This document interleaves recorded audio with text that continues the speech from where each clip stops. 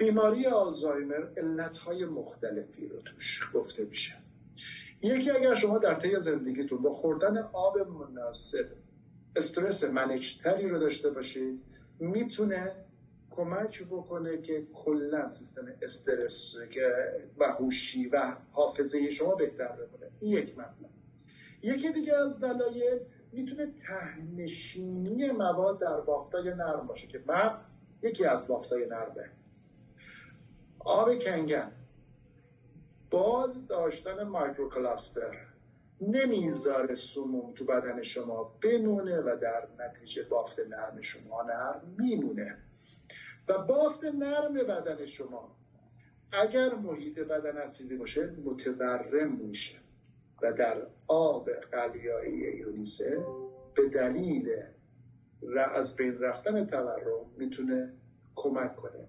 همین اگر بدن شما درست مواد مناسب در اختیارش باشه، چرا قبلا آلزایمر کسی نمیگیره؟ اینکه آب درست میخوردن. الان سبک زندگی ما باعث بسیاری از بیماری است. حداقل با آب مناسب سعی کنید که میزان زیادی از سبک زندگیتون رو بتونین اصلاح